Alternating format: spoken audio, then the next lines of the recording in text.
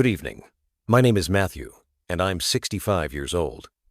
I never thought I'd be standing here, in front of bright lights, judges, and cameras, because for the longest time, I couldn't even stand to face my own reflection. I came here tonight not to impress, not to win, but to honor a promise. Promise, I whispered into the ear of my son, as he took his last breath in my arms. His name was Daniel.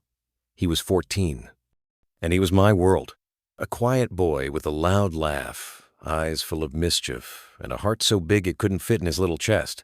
He used to sing with me in the garage while I fixed up old cars. He'd grab a wrench and pretend it was a mic, performing to an imaginary crowd of 1,000,000. "One day, Dad," he'd say, "we'll sing on a real stage, you and me, just once." And I'd laugh it off. "You better practice then, kid," I'd tease. But we both knew deep down I'd never have the courage. Not until the night I held him and felt his heart stop.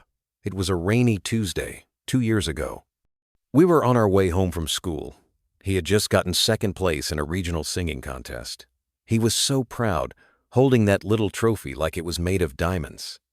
Then, out of nowhere, a car, drunk driver, too fast, too sudden. I didn't even have time to scream. All I remember is crawling out of the wreckage and dragging myself to his side. He was barely conscious. His eyes were half open, mouth bleeding, ribs shattered. I held him, cradled him, and he looked at me and whispered, "You'll still sing for me, right, Dad?" And then, silence. The kind of silence that screams, that hollows you out, that never ends. Since that night, I haven't touched a guitar. I haven't sung a note. Our house is still the same, his posters, his sneakers, the trophy still on the shelf with dried blood on the base. I sleep on the floor beside his bed. Every night, I talk to him like he's still there. And every morning, I wake up hoping I died in my sleep. Grief isn't something you heal from. It's something you carry like a scar on your lungs, a tremor in your bones. People told me to move on. Friends stopped calling. Even my brother said, "You gotta let him go." But how do you let go of your heartbeat? How do you move on from the only person who ever made you believe you were worth something? Daniel saved me before he even knew it. Before him, I was just a broken man with a drinking problem and a past too ugly to retell. He made me better. He made me sober. He made me whole.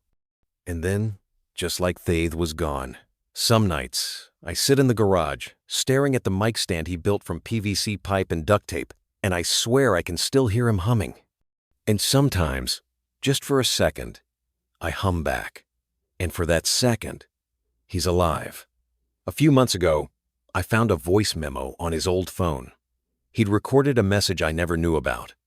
He said, "Hey, Dad, if I ever go first, which I won't, obviously, but if I do, I want you to keep singing. Don't stop just 'cause I'm not there. Sing louder. Sing for both of us. 'Cause when you sing, you're not just my dad, you're my hero." I fell to my knees. I cried for hours. That night, I picked up the guitar again. My hands shook so badly, I could barely strum. But I did. And now, here I am. I never wanted this spotlight. I'm no performer. I'm just a father who lost his son and made him a promise. And tonight, I'm going to keep it. I don't know if my voice will be steady. I don't know if I'll make it through the whole song. But I do know this. Daniel, wherever you are, this one's for you.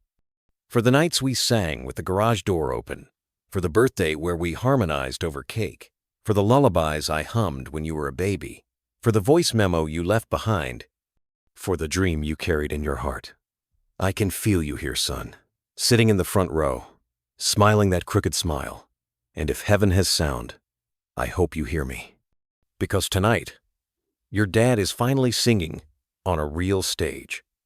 Not just with his voice, but with everything that's left of his soul.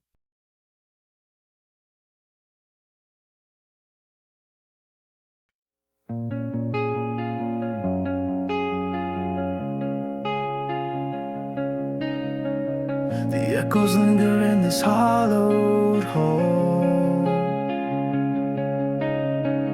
Your voice still bouncing off these walls. mic you left is cold in my hand, but it still remembers where you'd stand. The mic you left behind still sings your song, a piece of you in every note so strong. It whispers secrets only you would find in the mic you left behind. The wires tangle like a broken dream. Your shadow flickers in the spotlight's beam. I try to scream, but it's not the same.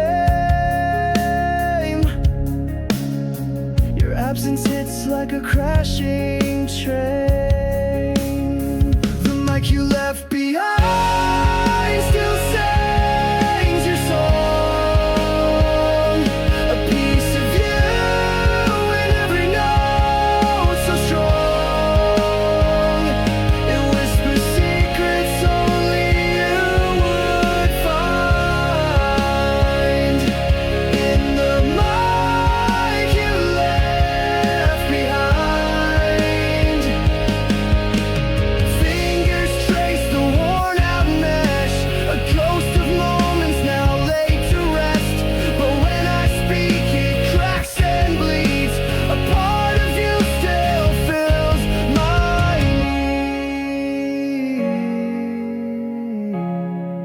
needs. The mic you left behind still sings your song, a piece